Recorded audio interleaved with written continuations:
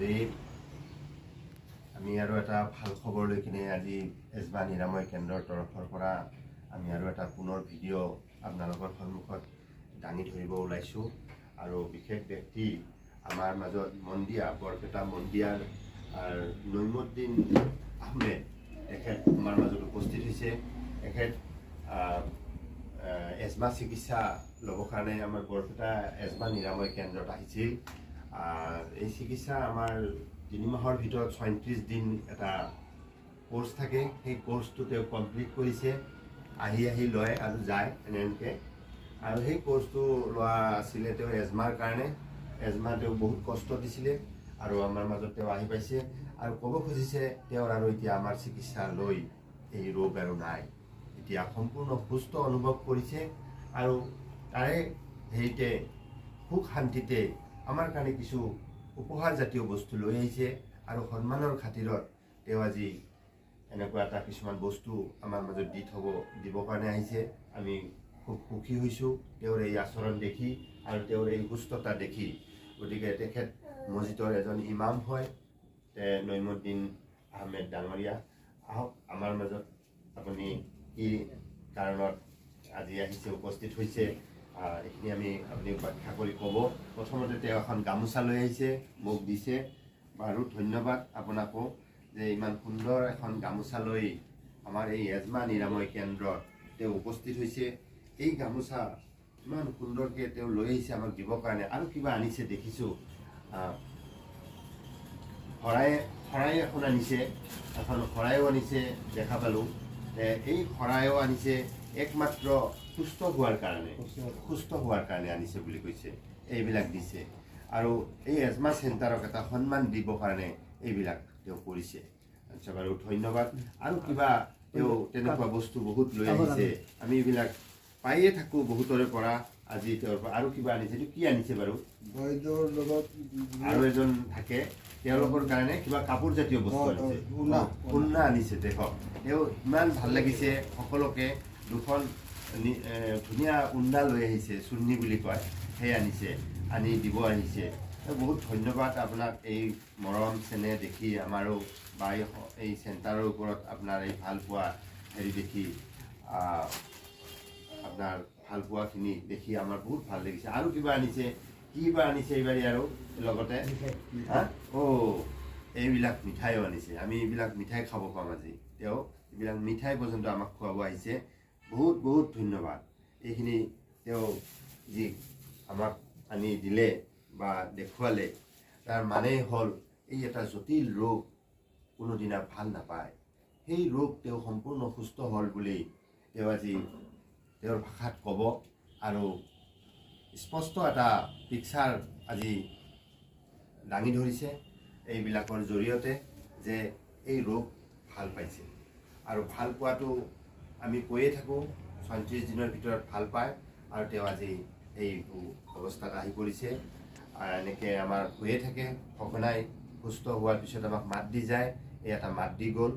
আৰু আমি কৈছোঁ এই ৰোগ তেওঁ কেতিয়াবা যদি অসুবিধাত পৰে, আমি কোনো খৰচ নলওঁ, কোনো 1 টকা আৰু খৰচ নলওঁ। কিবা যদি সাধাৰণ এটা পাৰিশ্ৰমিক হিচাপে লৈছিলোঁ আৰু আমি কোনো জীৱনত নলওঁ, কিয় আমাৰ ইয়াতে এবাৰ সুস্থ হৈ যোৱাৰ পিছত আমি দেখা পাওঁ ই পুনৰ ঘূৰি নাহে।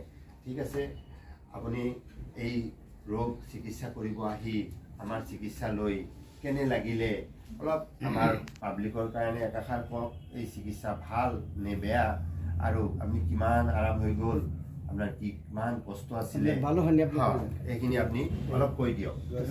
আসসালামু আলাইকুম। আমি দীর্ঘদিন যাবত বেমাৰত ভুগি আছো। বেমাৰটো বৰ ভয়া বেমাৰ, বহুত কষ্ট দিয়ে, মাৰাত্মক বেমাৰ। যেতিয়া উঠে ভাবোঁ যে আৰ পৃথিৱীত নাথাকোঁ, মৰিয়ে যাম আৰু।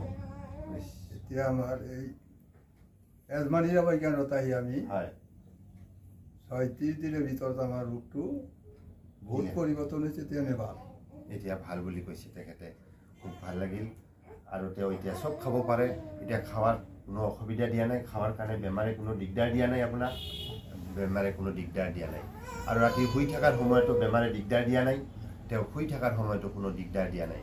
আৰু তেওঁ মন্দিয়াও নহয় তাৰে কিছু আগৰ পৰা অৰ্থাৎ 20 কিলোমিটাৰৰ ওপৰত তেওঁ আমাৰ ইয়ালৈকে সুস্থ হোৱাৰ প্ৰমাণ হিচাপে তেওঁ চাইকেল চলাই অহা আৰম্ভ কৰিছে। চাইকেল লৈ আহি আমাক ইয়াতে উপস্থিত হৈছে আমাৰ চেণ্টাৰত।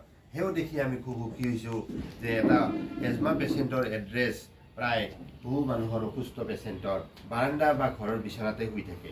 আমি তেনেই বহু মানুহক দেখাওঁ আৰু শুনো যে একো কৰিব নোৱাৰে, কিন্তু তেওঁ আজি এনেকুৱা হৈ গ'ল সেই মানুহ গৈ কিনে এতিয়া চাইকেল চলাব পাৰে 20 কিলোমিটাৰ আহোঁতে আৰু যাওঁতে 20 কিলোমিটাৰ অৰ্থাৎ 40-45 কিলোমিটাৰ তেওঁ চাইকেল চলাইও অহা যোৱা কৰি তেওঁ সুস্থতা প্ৰমাণ কৰিছে। কিমান সুস্থতা হৈছে এই এজমা নিৰাময়কে। সঁচা নাই কথাটো? সঁচা বুলি কৈছে। আহি চাইছে যে কোনো কিবা অসুবিধাত পৰে নেকি? নাই, কোনো অসুবিধাত পৰা নাই। তো এইয়ে আমাৰ সঁচা পিকচাৰ এজমা নিৰাময় কেন্দ্ৰৰ তৰফৰ পৰা আমি সদায় আগুৱাইছোঁ এই প্ৰচেষ্টাৰে। আৰু সকলোকে ক'ব খুজিছোঁ এই ৰোগ ইয়াতে যোনে চিকিৎসা ল'ব 100% ভাল হ'বনে? 100% ভাল হ'ব বুলি কৈছে। আৰু ইয়াতে উদাহৰণ পৰি ৰৈছে। তেওঁৰ চকুৰ আগত কেইবাজনো বিদায় লৈ গৈছে, মাত দি গৈছে যে আমি একদম সুস্থ হৈছোঁ বুলি। আপুনি দেখিছে ইয়াত চিকিৎসা লৈ থকাৰ সময়ত দেখিছে বুলি কৈছে। গতিকে আৰু বাহিৰা বেলেগ মানুহো ইয়াত চিকিৎসা লোৱাৰ কাৰণে ইয়াতে আহিলে আৰাম পাবনে? আপুনি ক'লে ইনশাল্লাহ আৰাম পাব বুলি কৈছে। সেয়ে আমি আশা কৰোঁ তেনেকুৱা আমাৰ হাতত তথ্য আহি পৰাৰ কাৰণে আৰু ইমান সুন্দৰ নিদৰ্শন এটা দাঙি ধৰিছে। তেওঁ এটা সুস্থতাৰ প্ৰমাণ দিলে আৰু আমি ইয়াতে বিশ্বাস কৰি লৈছোঁ তেওঁ এতিয়া ঔষধ নাখায়। কোনো ঔষধ নাখা কৰি জীয়াই থাকিব পাৰিছে। তাৰ নাম হ'ল নৰ্মেল লাইফ।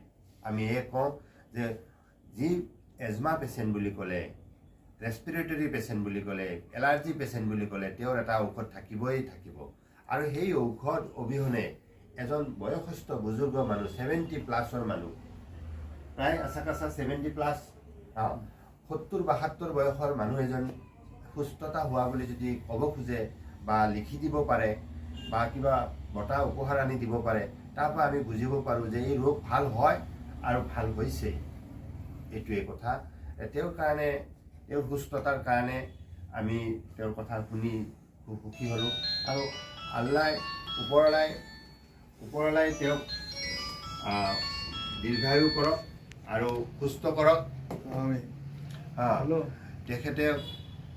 তেখেতে সদায় সুস্থ থাকক আৰু আমি আশা কৰোঁ। গতিকে আমি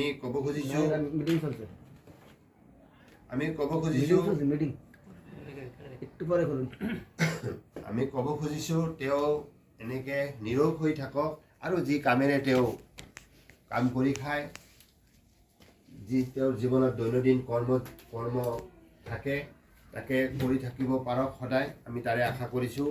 আৰু কিবা অসুবিধা হ'লে আমি আছোঁ। তাৰ কাৰণে তেওঁ এটা আমি হাত চাপৰি বজাই এটা আশীৰ্বাদ দিব খুজিছোঁ। তেওঁ যেন ওপৰলাই দীৰ্ঘায়ু কৰে।